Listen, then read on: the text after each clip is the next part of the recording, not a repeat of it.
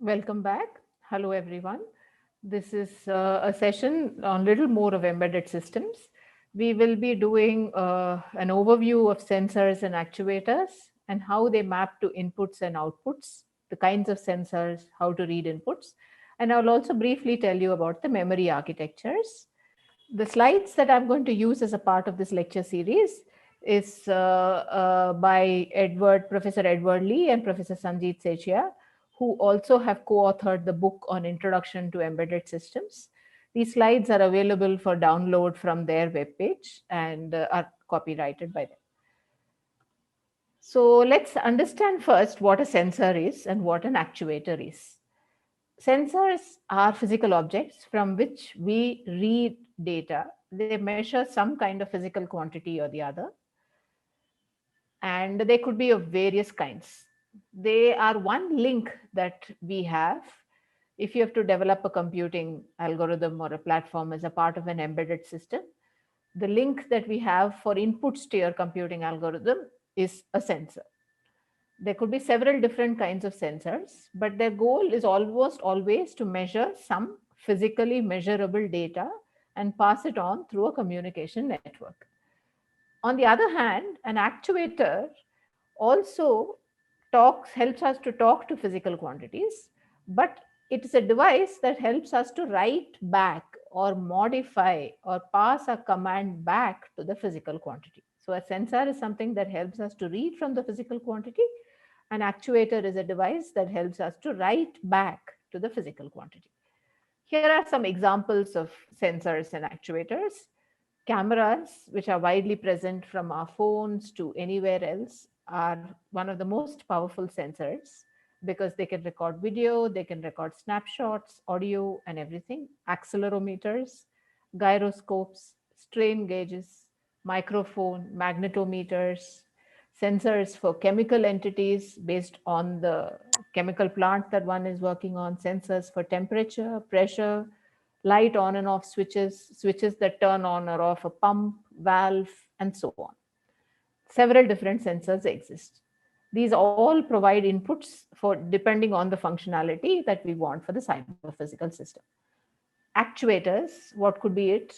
A lot of devices that we can control are actuators, motor controllers, solenoids, light emitting devices, lasers, LCDs, speakers, switches that can be put on or off, valves that can be turned, opened, or if it's an analog thing, adjusted to be partially open or partially closed, and so on. So, fine, there are so many sensors that we can read data from, so many actuators that help us to provide data to control the devices. What is the issue if we try to work with them and develop an embedded or a cyber physical system with them? The first thing is they represent physical devices. Physical devices exist as physical phenomena. They exhibit physical phenomena. We need appropriate modeling mechanism that will help us to model data as we read it from the physical devices, sometimes the variation in data as we read it from the physical devices. There could be a lot of noise due to various kinds of disturbance in the measurements recorded and provided by the sensors. We need appropriate noise elimination techniques to make sure that we read the right kind of data from the sensors. There could be bias because of wear and tear, because of battery, several different issues that on the data that we read to the sensors. So that's another thing that we have to cater to. The rate at which we sample the data from sensors, how frequently we do it. Do we do it every second? Do we do it every millisecond? Do we do it every hour? Do we do it once every day? That also influences the quality of data that we get from the sensors. The communication network, the fact, are they faulty? Are they not faulty? Lots of issues are there about the sensors. So let's take examples of the kind of projects that are popular where embedded systems come and understand how sensors play a role. These are examples of self-driving cars. They existed as long as late as 1999. And recently, we all know that several companies are into self-driving cars. If you notice, they are not meant on general roads, they drive on designated roads. So be it. This is another example of an autonomous driving vehicle, not a self-driving car, but imagine this being so useful in a stormy situation where it's very difficult for a human to control it. The data that it measures could be different. The kind of details that it gets could be different from this kind of scenario where there is ideal light, there is not snow, and there is no traffic in the front, and so on. So if I take a car and look a little bit into it from the point of view, from the lens of understanding what sensors does a car have, this is the kind of functionality or the sensor that the car has. The blue colored ones are applications that cater with mainly radar information. And the yellow ones are the applications that cater with sonar, sound related information. So there are in a sensor rich car, that is in a car that is filled with all kinds of sensors, the scope of applications that you can develop by reading and processing data from these sensors is what this slide provides. So you could talk about lane departure warning system, you could talk about a blind spot detection system, you could talk about lane change assistance, and so on. Several different applications can be provided if we have the right kind of sensors in the cars. So this view is the kind of sensors and the processing that you can see in a typical sensor-rich car. So there could be radar sensors that are located on the front side of the car. There could be a video camera which monitors the vehicles and the surroundings that it is accessible by the camera. There could be a light detection and ranging sensor that is used to monitor the surroundings. Obviously, cars have GPS system, which we all use. There could be ultrasonic sensors. There could be odometric sensors. And there is a central processing computer in the car that deals with the data from the sensors and processes them, and where our algorithms that we talked about that were present in this slide might be executed and will reside on. The slide also gives information on the cost of sensors, color coding them based on how expensive or cheap they are, just to get you an idea of they cannot be readily available as and when we want it. So this is the same thing in development of a snow mowing vehicle and the kind of technology that goes into it. So some of the sensors that go into these kinds of operators are listed in the slides below. Magnetometer is one of the most common sensors. On the right, there is a Wikipedia image on the physics of a magnetometer. There are charge particles, which are basically charged electrons, which are these things labeled as one, which flow through a conductor, which is this part created in two. And because they do that, they serve as a sensor. Magnets around the south and the north pole marked as 3 induce a magnetic field that causes the charged particle to accumulate to one side of the sensor, which induces a measurable voltage difference from top to bottom. And the sensors actually measure that only. A magnetometer works by creating such a scenario that causes a measurable voltage difference that can be measured and output as a sensor measured value. Suppose we take something like this, which is a magnetometer. What could be the problems that it suffers from? The first problem is aliasing. Sample data is vulnerable to aliasing, where certain high frequency components will masquerade as low frequency components. And to overcome this, we have to consider careful modeling of the signal sources, the analog signal conditioning, or digital oversampling that are necessary to counter this effect. Let's understand a little more about how certain sensors work. Other kind of sensors that are popular are accelerometer. What are the uses of accelerometers? They are used for navigation, for change of orientation, for detecting if something is fallen, for stabilizing an image. They are used in automatic airbag systems, and so on. The simplest accelerometer works like this. There is a distance between a plate that is fixed to the platform and another plate that is on top that is attached to the platform by a spring and a dampener. The measurement is typically done by measuring the capacitance, and that's what is output as the sensor value. In a spring mass damper accelerometer, it's the same picture that we saw in this slide, which is presented like this. The physics that is followed is Newton's second law, which is force is mass into acceleration. The kind of force that is applied could be different based on the accelerometer that you want to consider it as, but the force is balanced by the restoring force of the spring. So this is, if you go one step down, if I understand what is the physics of the spring mass damper system, these set of equations tell you what are the forces that act in the dampener: force due to spring extension, force due to viscous damping, and how Newton's second law applies on both the forces put together. So we take these kinds of equations, we convert it into an integral equations, we write initial conditions, we deploy lookup tables, and those lookup tables are what goes into our software implementation. You can use the same sensor to measure tilt, in which case the equation becomes as what is given here. You can use other sensors, and you can use micro level accelerometer, in which case the equations change drastically, and so on. So for each kind of sensor, we look at the kind of sensor that is there, understand the high level physics or the dynamics of it, consider the equations, try to model or fit the curves of these equations using appropriate lookup tables, by which the equation or the physical phenomenon gets discretized. And that discrete entity is what we consider for our software implementation or for our algorithm to process on. One more popular sensors are gyroscopes. Gyroscopes are used for measuring changes in the orientation. The figure here gives a typical example of a gyroscope, and it's schematic of how it works. If it's an optical gyroscope, they leverage a certain kind of effect where a laser light is sent around the loop in opposite directions and interference is measured. When the loop is rotating, distance the light travels in one direction is smaller than the distance in the other, and that change is what is measured by the sensor. INS sensors, INS stands for Inertial Navigation Systems, as another popular combination of sensors that use our global positioning satellites, GPS satellites, which is now inevitable and famous.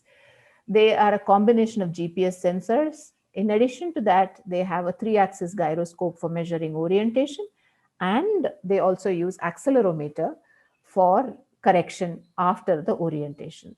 So this is a combination of 3 sensors which caters to an inertial navigation system.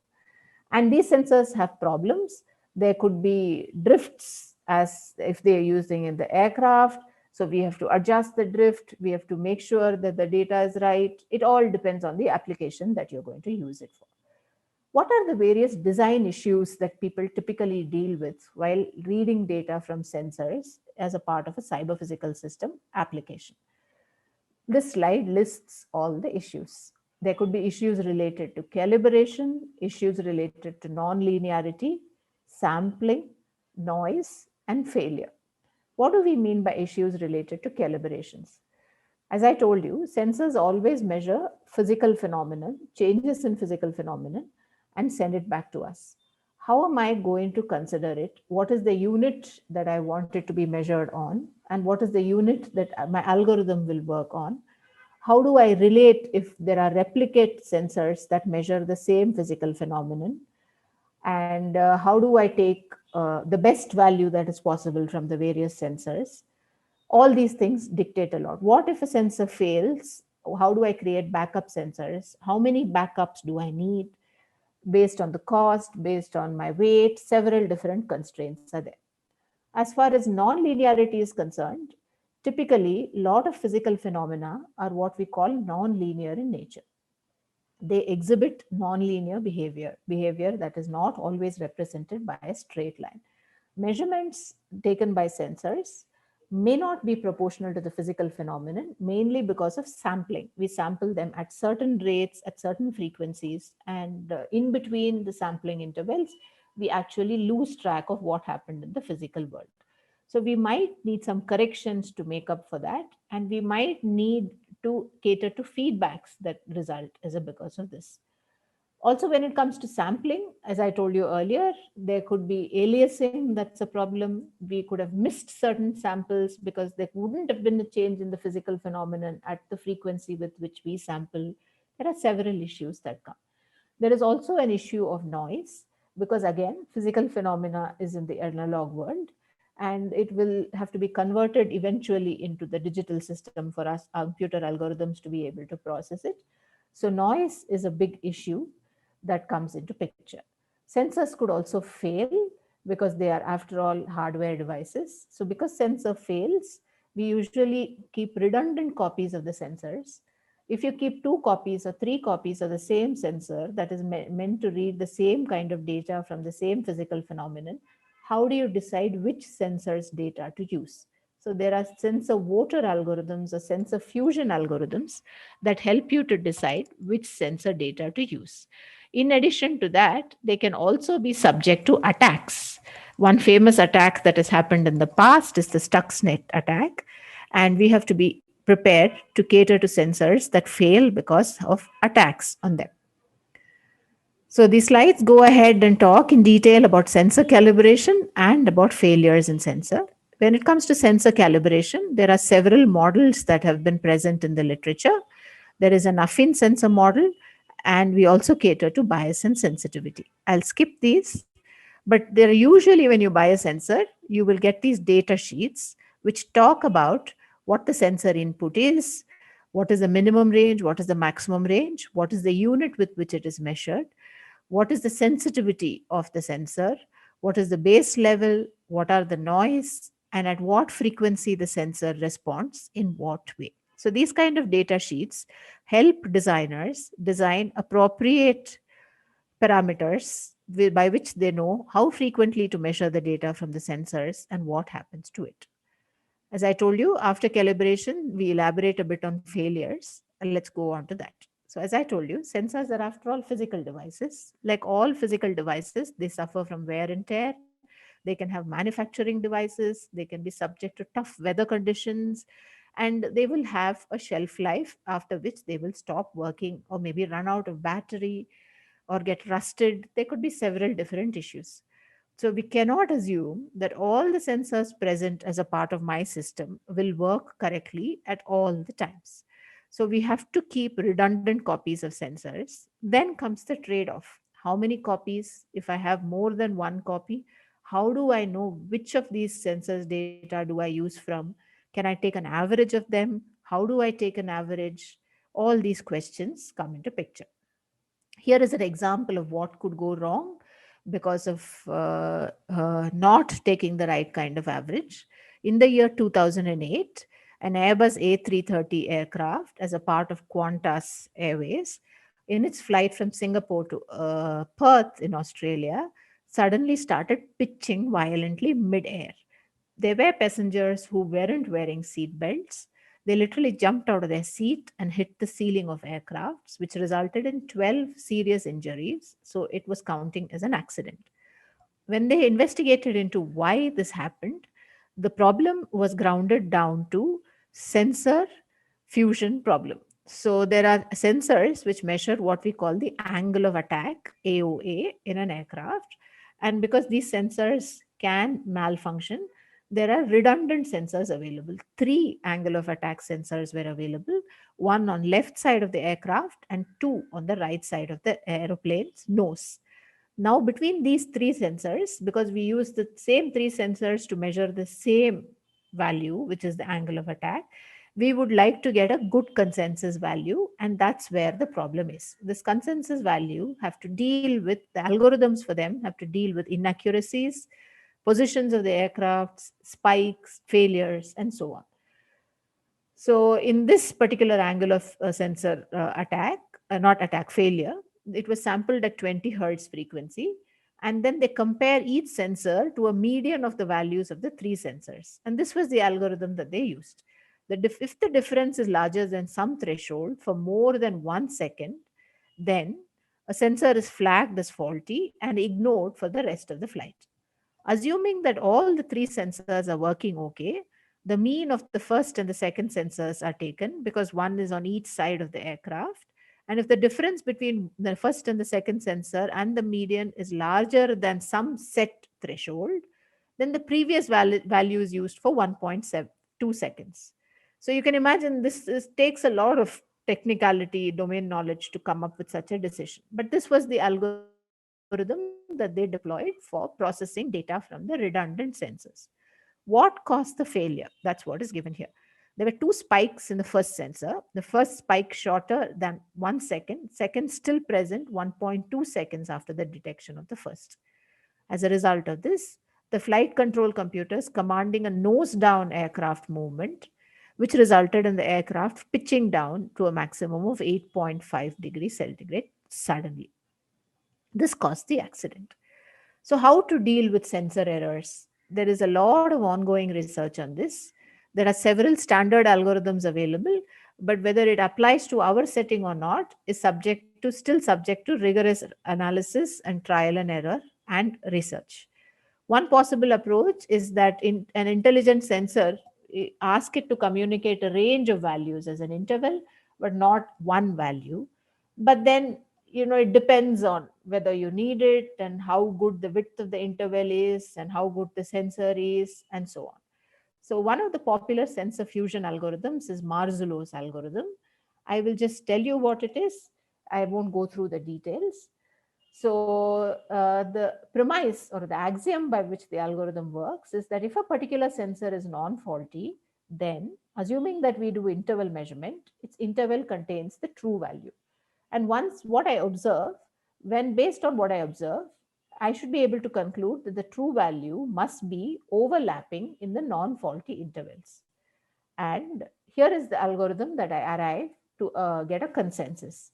I choose interval that contains all overlaps of n minus f, where f is the number of faults and n is the width of the interval. That is, from the least value of least value contained in the n minus f intervals, I go to the largest value that is contained in n minus f. So here is an example of how it works. Let's say we have four sensors, S1, S2, S3, and S4.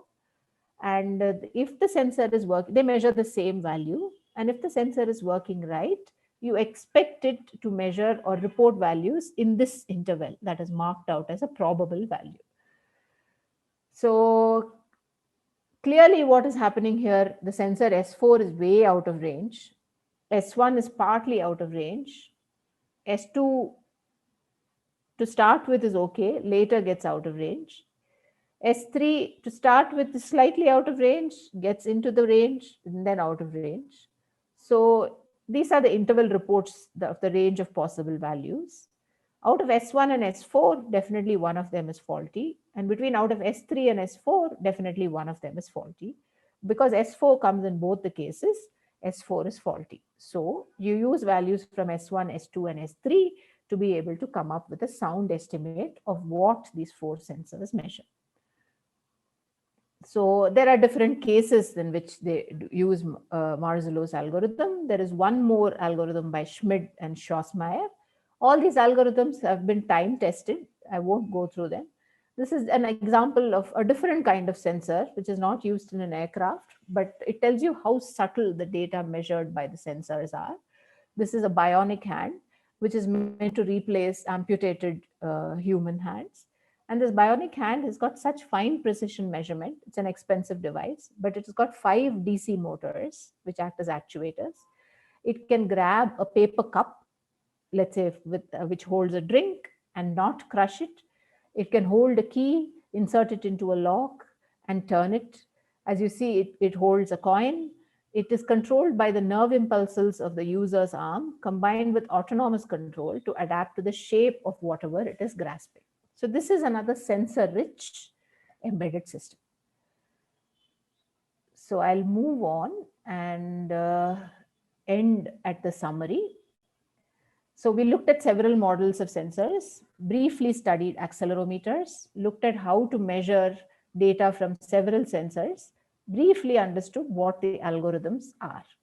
So that was an overview of sensors. Let me move on and tell you how these sensors map to inputs, outputs, and interrupts in an embedded system. Again, these slides, acknowledgement for Professor Edward Lee and Professor Sanjeet Seshia, who wrote a book on embedded systems and taught this course at UC Berkeley. So as I told you, we just saw several sensors which exist in the physical world. Physical world is a continuous world. There are no stops. Everything moves in a continuum as far as time is concerned, and several things happen concurrently. As I am recording this lecture, somebody else might be doing something. Somebody else might be doing something else. A lot of things happen concurrently.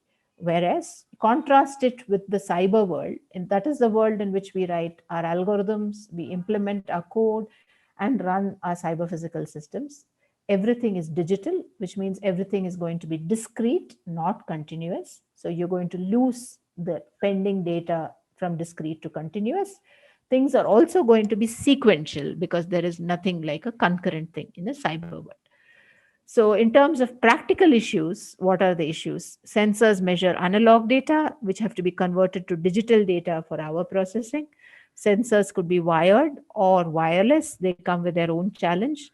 They could be connected through serial ports or parallel ports. As I told you, they could be sampled at regular intervals, or they could be sporadic, triggered by the presence of an event.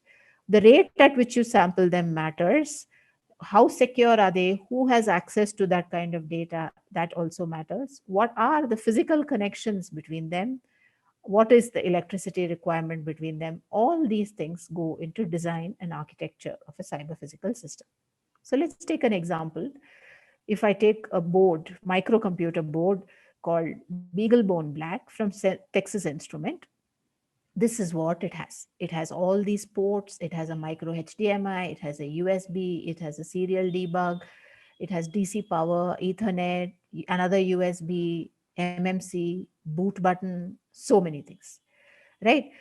All these have to be used, or a subset of them have to be used to read data from the sensors, convert them into inputs, or generate outputs from the process, computer programs that run on the processes, and convert them into signals that can be used for controlling the actuators. So I can attach these things and make an Arduino board out of it. I can do more attachments and do something like this. And then along with the configuration, you will have all these data sheets that you get into picture. And this is how the memory looks like. And then you start looking at the diagram and how to turn on the LED, what should you do, and stuff like that. Like, for example, when I turn on the LED, assume that my GPIO pins can sync up to 18 milliamps. Assume the LED, when forward biased is turned on, has a voltage drop of 2 volts, which is the resistor that you should use. So that's the kind of decision that you take to be able to do with your actuator and your sensors. In terms of connections, you can have parallel connections, one wire per bit. You can have serial connections, which is one wire per direction. There are several serial ports that are still popular, RS-232, USB, we all use them even today, or they could be mixed kind of connections. Parallel connections these days, as I told you, have been replaced by serial connections. You can think about why so. In serial interfaces, for example, if you take RS-32, it supports what we call an asynchronous serial connection, where the hardware clock is not common. There are RS-232 is replaced by USB, which is simpler but more complex protocol, or Bluetooth, which is completely wireless. Similarly, you have a UART receiver transmitter. And then how do I read input output mechanisms? As we told you, sensors read from the physical world. We would want to use them in a cyber world or in a computing world. So how do we do it? Physical world is continuous, computing world is discrete. So we use polling as one mechanism. We also can use interrupts as the other mechanism. To start with, what do you do in polling? You basically have a main loop which periodically, at what frequency, at what period, that you design based on several other parameters, but it periodically reads input output data. If an output needs to be produced, it will produce it. If an input is ready, it will read it and convert it. So here is how one polling works. Then you look at the processor setup code. It checks for IO control register. Let's say it has one peripheral, 1, 2, and 3 peripheral. It checks for status of peripheral 1. If it is ready, then it services the input or output at peripheral 1. If it's not ready, it goes and checks for peripheral 2. If it's ready, then it services that. If peripheral 2 is not ready, then it goes and checks for peripheral 3. If it is ready, it services that and keeps repeating it. That's this outer loop. And keeps doing this forever based on the frequency with which you ask it to do. So this is a classical example of how polling works. So if I have to write code for that, here is an example. Let's say I have an Atmel AVR 8-bit microcontroller and I want to send a byte, 1 byte of data over a serial port. Then I write code like this. Here, X is a variable which is of type unsigned 8-bit integer. UCSR 0A and UDR0 are variables that are defined in the header, and they refer to the memory map register of the UART transmitter receiver. Suppose I have to send a sequence of bytes. Here I do this while not, but I know a priori the sequence of bytes that I have to do. Then I add a for loop to the front. So I say for I equal to 0, I less than 8, I plus plus, do this. You can think about what will happen, how long it will take to execute. That based on the board speed, the processor capacity, and so on. Suppose I have to receive on a UART port, then I write the same thing and I do a return value and so on. So another way to do it would be using interrupts. What will happen in interrupts? Interrupts can be viewed in two ways. One is to say that they correspond to sporadic inputs. It doesn't come so regularly that I need to run periodic polls to read it, but it comes sporadically. So I view it as an alert, wait for an interrupt, and then read it. Or there could be an error, and then for that also I use an interrupt. So here is how a typical interrupt works. To handle interrupts, programmers write what we call ISRs, interrupt service routines. And an interrupt always, even though the word indicates that it could be an error, please remember that it is not always an error. It could just be something simple like waiting for a sporadic sensor input to come. So we write the interrupt service routine, which is a piece of code that we write to handle the interrupt. We register the interrupt service routine. And when the interrupt comes, which is given by this arrow, what happens? The processor executes the interrupt service routine by doing a context switch. When it finishes executing the interrupt service routine, it resumes to doing whatever normal code that it was doing. So there could be various kinds of interrupts. There could be triggers, there could be responses. The trigger could be a level change on an interrupt request pin or writing an interrupt pin configured as an output. Responses could be to disable interrupt, to push the program counter onto the stack, several different things. ISRs have to be designed very carefully, and it should be designed in such a way that they don't end up eating into the main functionality. But the problem is with ISRs, they make computing very non-deterministic. So you have to be careful. So here is an example of a timed interrupt.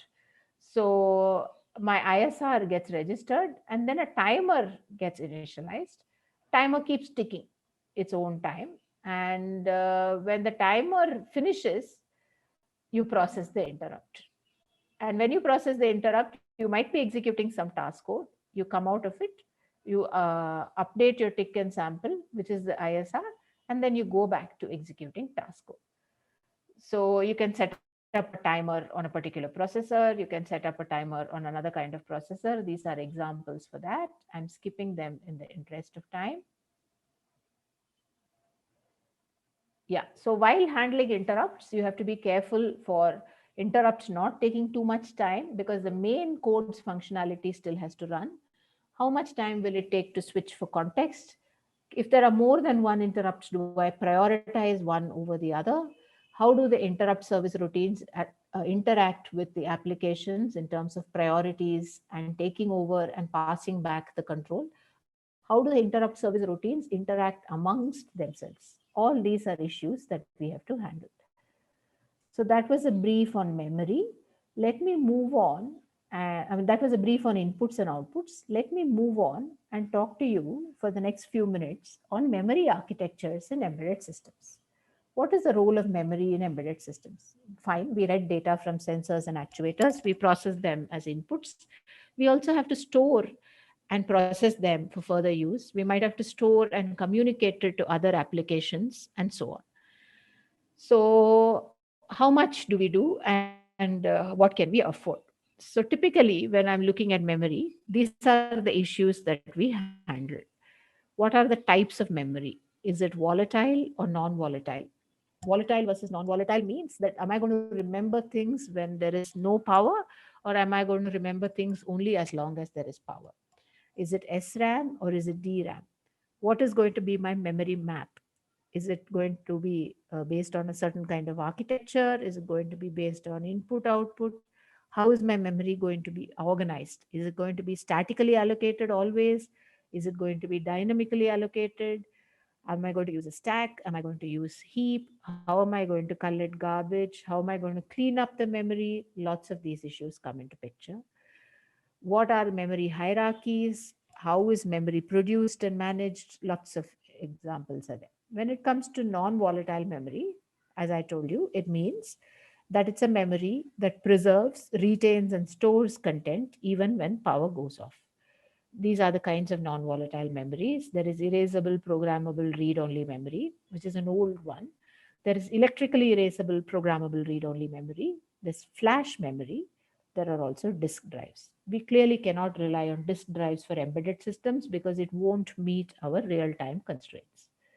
In terms of volatile memory, which loses its content when there is no power, static random access memory is there, which is fast, and it's static, so it's deterministic, but it consumes a lot of power.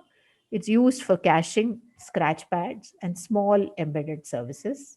There's dynamic RAM, which is much slower than static RAM, but it's denser, it has higher capacity, and that typically becomes the main memory.